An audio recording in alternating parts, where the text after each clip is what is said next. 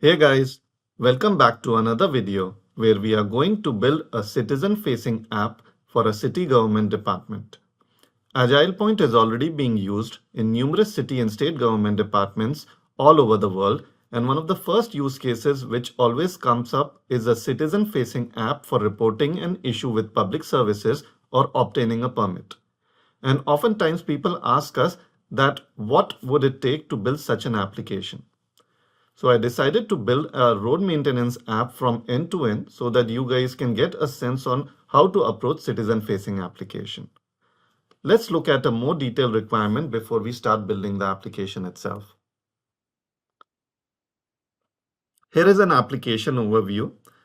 So my application, it will enable citizens to quickly report road damage using a mobile friendly form. This form can also be accessed using a link on the government website or through a QR code which has been placed on various public locations such as bus stops or traffic lights. Whatever has been reported can then be reviewed by internal maintenance staff who can approve, reject, or request additional information, and citizens are notified of the decision via an email. Now, as far as features are concerned, on a citizen side, there should be no login required. They should be able to report about an issue anonymously. So, citizen provides their email or phone number to receive the updates. The form should allow them to upload photos, videos, or select damage type, location, and adding a short description. From a notifications perspective, automatic emails will be sent to the person who reported the issue throughout the various stages of the application, whether it is approved, rejected, or more information is requested. In case more information is requested, the person reporting the issue should be able to bring up a form where he can provide additional information, and we should be able to access the form using a QR code as well. As far as features for internal staff is concerned, they should be an authenticated user. So a login will be required for internal staff. There should be a task dashboard which displays all the submitted reports so you can have a whole view of what all requests are currently in process or which requests have been completed.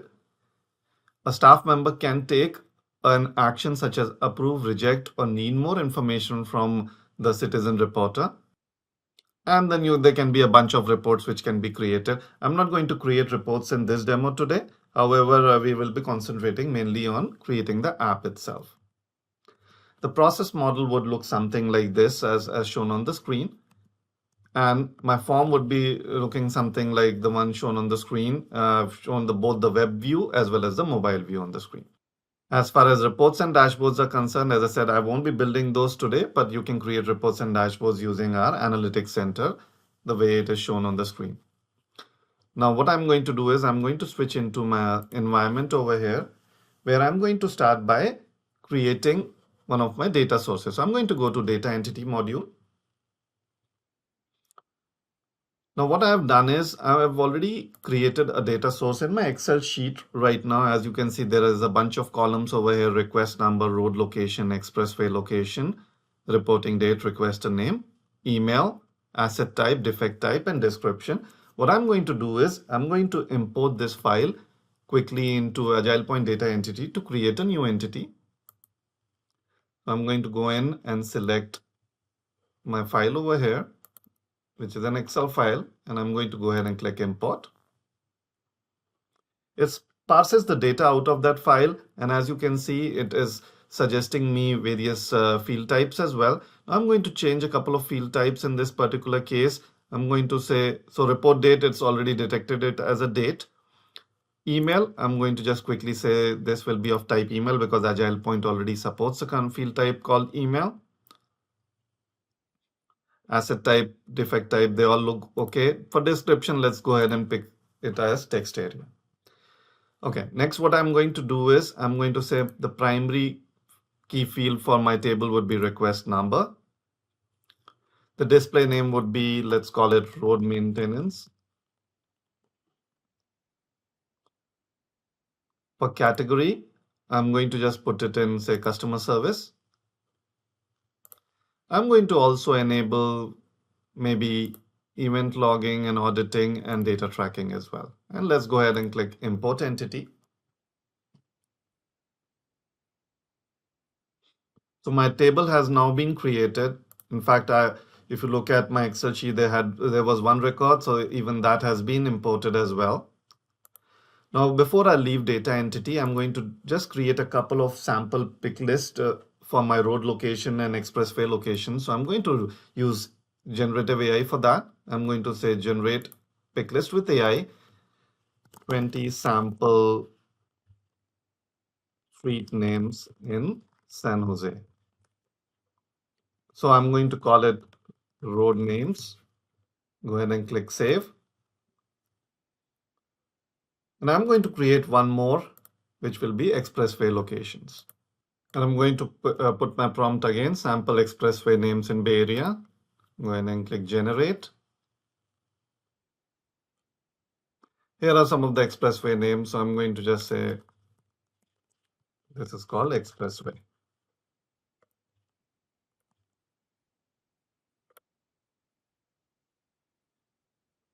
Now with that, our data sources are ready. So we are going to go to App Builder and we'll start building our application.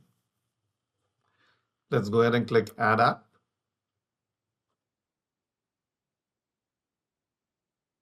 This will be a process-based application. I'm going to call it Road Maintenance App. Category, I'll just put it in customer service. I'll enable collaborative development so that multiple users can work on the same app at the same time. Now, because I said this is a process-based application, it is going to ask me the name of my first process model. So I'm going to put in the name. For process triggered by, I'm going to stick with eForms. I'm going to add a couple of swim lanes over here. So let's add 3 swim lanes. Now it is asking me whether I want to use generative AI to create the application. Now you have seen me use generative AI in some of my other demos. For today, I'm going to create the process myself from scratch.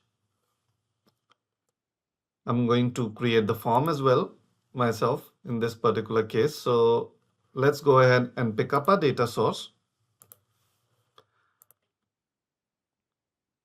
Let's give it a name. We want custom entities only. If you remember, we created one called road maintenance. So I'm going to select that. They're showing me all the fields which will be imported into my data source. Everything looks good. I'm going to go ahead and click next. Next, it is asking me if there is anything else I want to add, maybe a connection to an Excel system, style sheet, groups or roles. I'm going to stick with default for now. Go ahead and click next. It is asking me how do I want to secure my application, who all can change the design of my application or give other people permission. I'm going to stick with default user for now. So our base app structure has been created. I'm going to go ahead and rename a couple of swim lanes over here. So let's call this first one called submit. The next one will be called approval. And the third one, we will just call it as rejection. At this point of time, what I'm going to do is I'm going to move my stop activity into the third swim lane. And we will start by adding our first form. Now remember, the citizen reporter, he's not part of my organization. He should not be asked to log in. So I'm going to start by dragging and dropping the anonymous start task on the canvas. Let's add the new form. We'll call it submit. Next. We'll start with the blank form initially. Later on, you'll see how this changes as I start building other forms. So it brings me to the form designer. What I'm going to do is, by default, it has 3 columns. I'm going to say switch it to 2 columns. And now I'm going to start adding some of my controls. So first, I'm going to add an image control. Let's call it logo.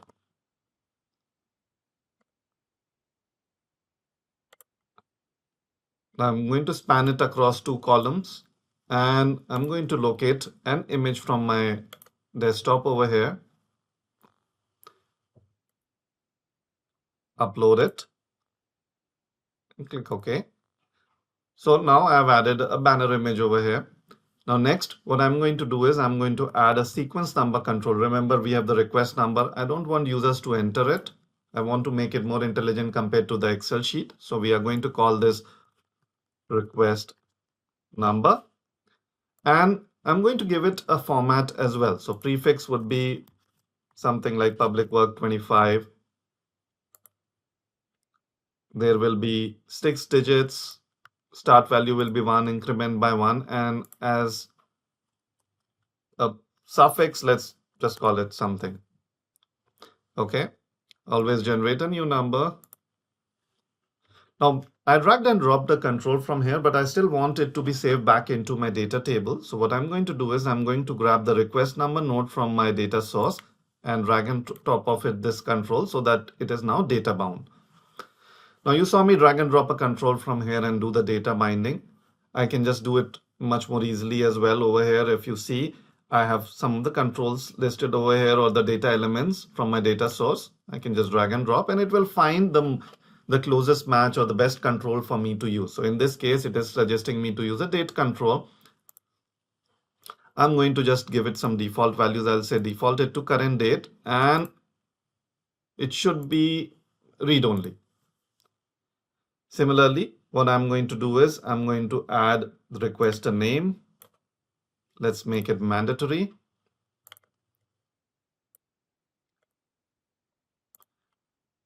I'm going to add requester email. It is going to pick up an email control in this particular case. As you can see at the top, I'm going to make it as mandatory as well. Now next, let's drag and drop asset type. Now for asset type, the data type was text and the backend table. So it is suggesting me a text box, but I can easily change it as well. I can say instead of a text box, let's have it as a radio button pair. I'm going to go ahead and say edit, make it mandatory. Orientation would be horizontal. Now what I will do is initially I'm going to just put it as an inline list. So I'm going to say there are two kind of assets, road and expressway.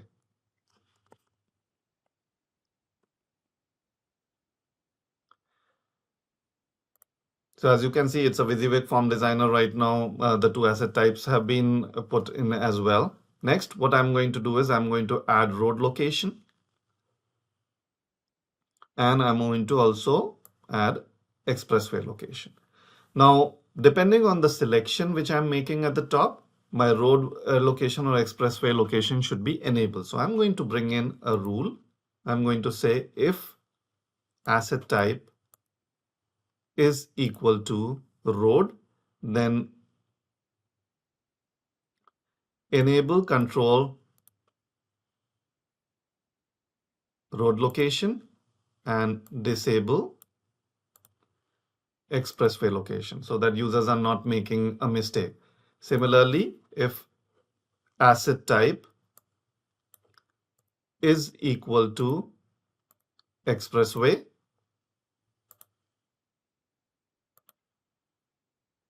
then enable control expressway location and disable control road location and execute this rule on the form load as well. Now I will do one more thing. I'm going to convert the road location into a drop down. And for the drop down values, remember we created the pick list. So we are going to go in and select it as a pick list from my existing set of pick lists over here. And I called it road names. Similarly for expressway, I'm going to change it to a drop down. And I'm going to go in, connect it to the other pick list, which was expressway.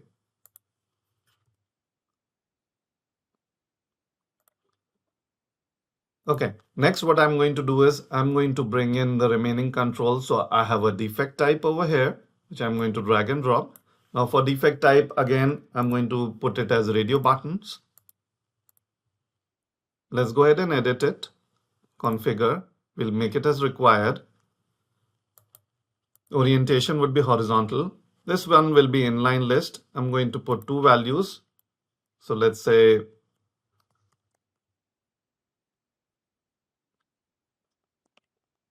cracks and potholes.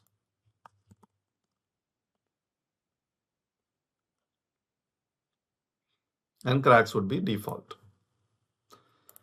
Okay.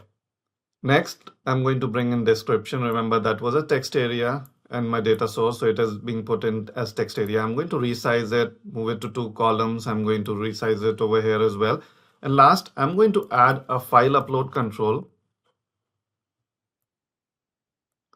Let's call it photos. Now for file upload control, we are going to make it as mandatory. We are going to now connect it to a file repository. So I'm going to go ahead and click this plus button. I'm going to say store my file in SharePoint. AgilePoint supports other file repositories as well. Let's call it photos. Access token, I'm going to select how do I want to connect to SharePoint in this case. It will do a dynamic discovery of all the sites available in SharePoint. I want to store it on root site. It will do a dynamic discovery of all the document libraries which are available. I want to store it in the standard documents library. Next, I'm going to say store the files at the root level. And I'm going to also specify my file conflict, naming conflict resolution rules. In this case, I'm going to say if a file name already exists with the same name, auto increment it. Let's go ahead and click finish. Next, I can go in and control the various file extension types which are supported, maximum file upload size. I'm going to just stick to default for now. I'm going to span it across 2 columns, just like I did for my commons control. Resize it a little bit. So everything looks good. I'm going to go ahead and click save. Let's preview this. So as you can see right now, if I go ahead and select road, the road location is the one which is enabled. Expressway location is disabled. If I go and select expressway, expressway location is enabled, and the values are coming in the drop down as well. So this looks great. What I'm going to do is I'm going to go ahead and say save and check in. Next. I'll give it a display name. Now, because this is an anonymous form, it is going to ask me how do you want to handle all the API calls? Which service account do you want to use? So I'm going to go ahead and create one over here.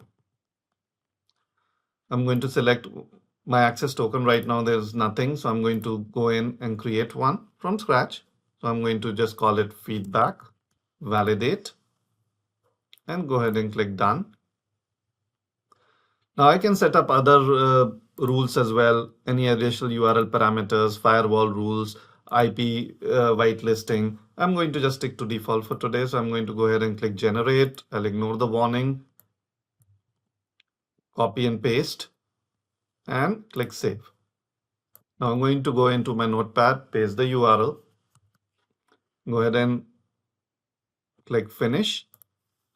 So my first form is now ready. Now what I'm going to do is I'm going to bring in the internal approvers form. So I'm going to bring in maybe a standard task.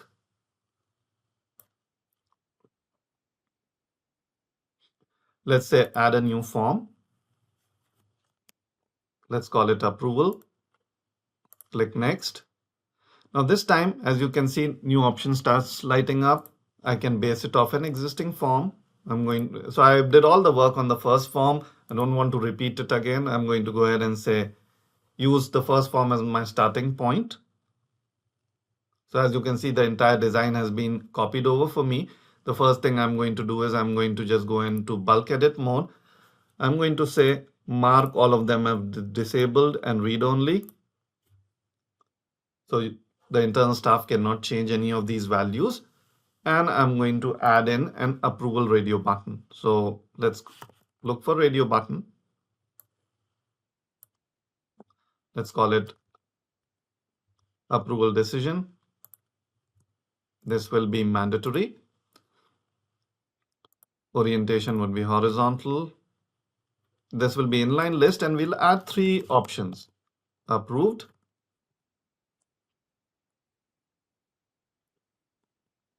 rejected, and need more information.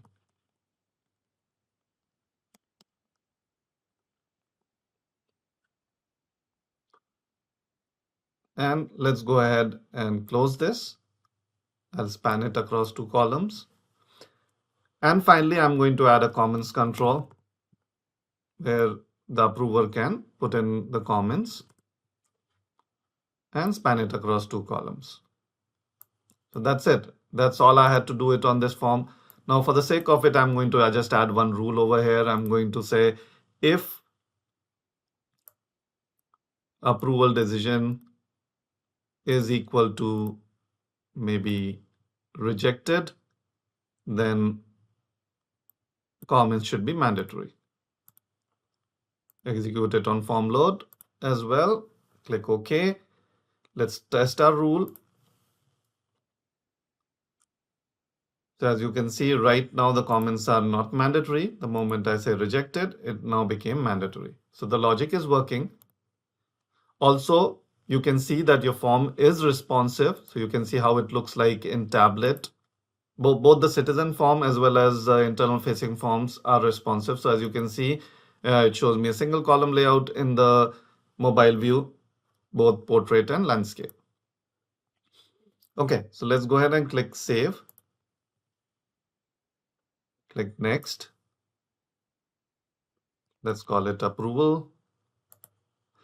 This should be enabled for offline capability. So your users or from the internal staff members can actually download it and work on it offline as well. Who would be performing this task? For that, I'm going to just use one of the groups I've created, maintenance approvers. So I'm going to just drag and drop that and go ahead and click finish. Now I can set up reminder emails and task assignment emails as well for the user. So let's go ahead and do that. I'm going to use the generic one, which is notification, and for reminder, a generic reminder. You can design your own, which we will do very soon. Go ahead and click finish. Okay, so this looks good. Next, what I'm going to do is I'm going to check what is the decision made by this internal staff member. So I'm going to bring in a decision activity. I can always go here, drag and drop a condition activity from here, or use one of the frequently used options from the suggested tooltip over here. So what I'm going to do is I'm going to say add a condition. Let's call it check approval. The first one we will say if it is approved,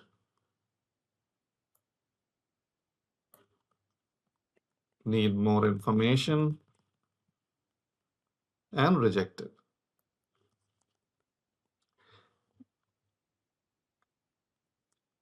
Let's go in and define the rule itself. So I'm going to say if, let's look for a radio button field called approval decision is equal to approve, go down the approval path.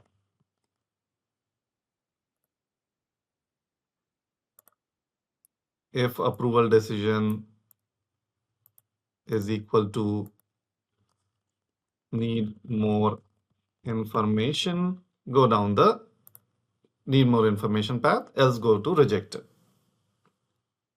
Now for need more information, what I'm going to do is I'm going to move the pointer upwards. Go ahead and click back. Now what I'm going to do is I'm going to join it to the submit step for now. Now next, the requirement would be that we want to show those comments to the citizen reporter as well. So what I'm going to do is I could have reused the existing activity, but I want to add a couple more fields. So what I'm going to bring in anonymous standard task. Let's add a new form. Let's call it rework. Again, base it on an existing form. In this particular case, I'm again going to base it on submit form.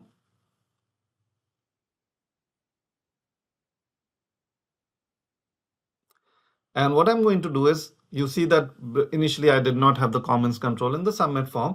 I can always add it. I'm going to go to library. It will show me all the controls across all the forms. And I'm going to say, for this particular view, show the comments control to the end user as well, so that he can add to the comments. Let's go ahead and click Save and Check In. Next. Let's call it Rework.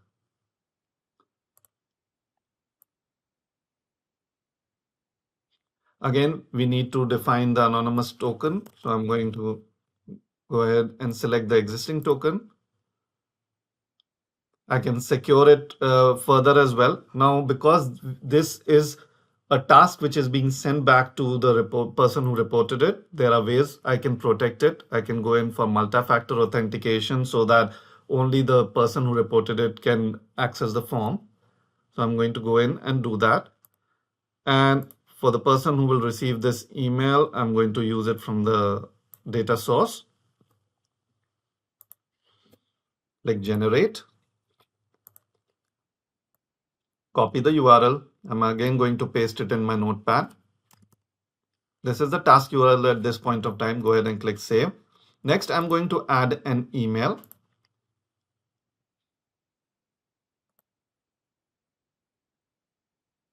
Let's call it request more information. For the data source, for the to field, I'm going to drag and drop request an email from my data source. For the content, I'm going to use generative AI to quickly generate an email text, suggested email text. So I'm going to go in and say, I'm going to put in a prompt. So I'm going to say request more information for road maintenance issue report made by external user. Let's go ahead and click OK. And as you can see, it actually did a pretty good job as far as generative AI is concerned. It is showing me, it generated the whole email template for me, and I can replace the placeholder value. So username, for example, is a placeholder value, and I can go in and replace it with request a name from my data source. I can replace rest of the variables as well. I can make changes. All I'm interested in doing right now is, let's go back to our notepad, copy the link. I have selected this. Now next I'm going to convert it into a hyperlink. Paste that link and I'll say open the link in new window. Now, as I said, rest of the variables you can replace it later on. I'm going to skip it for now. Click Finish. Okay, so this part is now completed. Now what I'm going to do is I'm going to actually go in and connect it here. I'm going to align them vertically. So it looks a little bit better now. Now I'm going to join the rejected path to the stop activity, and I'm going to define two emails. Let's rearrange the connectors a little bit. The first email will be approval email, which will be sent out to the reporter. So I'm going to go in and say add an email activity. Let's call it approval notification.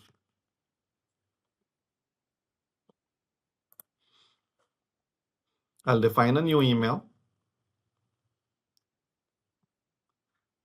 The person who would receive it, his email ID will be put in the to field. For content, I'm again going to use generative AI.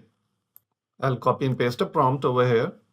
Approval notification for road maintenance issue reported by external user. Now again, generative AI basically generates that and it says that we would like to inform you that your reported issue has been reviewed and approved for action. Thanks for reporting. So I'm going to go ahead and leave it as default. I am not replacing any of the placeholders for now. Go ahead and click Finish. And similarly, I'm going to add the rejection notification as well.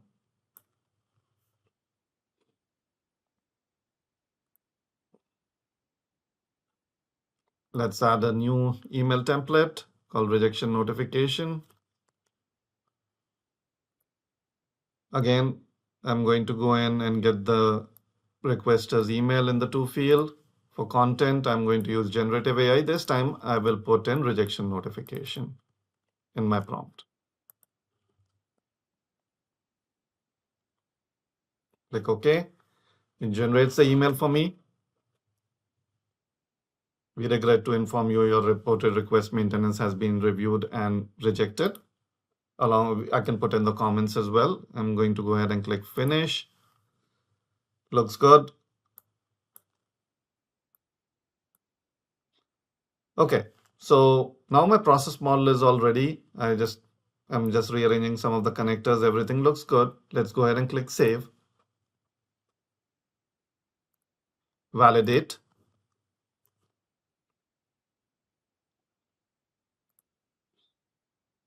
Let's go ahead and do a save and check-in. Let's publish this application. Some of the files are still checked out, so I'm going to go ahead and check in the rest of the files. Publish version 1 of the application. Now I'm going to go ahead and test it. Now I can use the link which was generated earlier, and I can create a QR code out of it using one of the QR code services. I'm going to just take the link over here. Now I'm going to go into a private browser mode of any of the browsers, so you can see that I am not being asked to log in.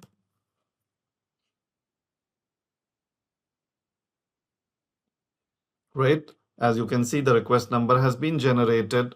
Report date has been defaulted as well. I'm going to go in and put in my information. I'm going to report an issue with the road. So I'm going to select maybe Homestead Road. There are cracks. I'm going to upload a photo. And let's go ahead and click submit. Now I'm going to go back to my portal over here, open Work Center. Go to my inbox. Now I'm playing the role of the internal staff. If I go in and look at the tasks, there's now one task which is sitting over here. If I look at the process viewer, you can see right now if somebody has submitted it, it's sitting on the approval step. Now I'm going to go in right from here itself and open that form. And I'm going to ask for more information. I can put in my comments, click submit. And if I switch it to another browser window over here, which has my mailbox, you can see I received the email. There is a link. Let's go ahead and click on that link. Now it is asking me to enter a verification code. Remember, I enable multi-factor authentication for this user so that he can only access the form if he has that secured code. So if I switch back to my mailbox, here is the code. I'm going to copy, paste it over here, click submit. Now I'm redirected to that form. Again, I'm all accessing it anonymously at this point of time as a citizen reporter. I can fix some of the information and provide a comment. Go ahead and click submit. Now let's go back to our process viewer. And as you can see, now it is again back to approval. Now what I'm going to do is I'm going to leave this one on the approval step. We are going to go back to App Builder. Now this app, assuming it has been running for a while, now I want to start making some changes to it. So what I'm going to do is I'm going to just quickly bring up my process model.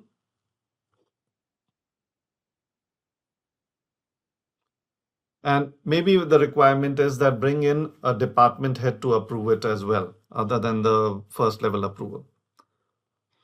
So let's go in and add a standard task activity. We are going to just use the standard approval form for this at this point of time. Go ahead and click next. Let's call it DH approval. Enable it for offline capabilities. And the person completing this task would be from the department head group. Let's go ahead and click finish. Looks good. I'm going to just make a little bit more space.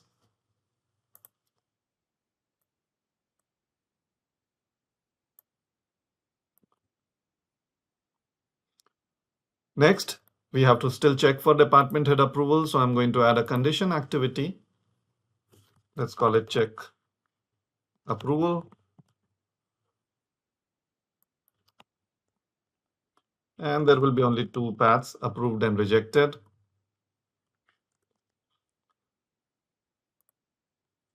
And we are going to search for approval decision field and say if approval decision is equal to approved, go down the approval path. Okay, so my approval path is all done, and in case it is rejected, we still need to send the rejection notification. Okay, so I've made a change. Let's go ahead and do a validation. Everything looks in order. I'm going to go ahead and do save and check in. Let's publish the new version of this application, version 1.01.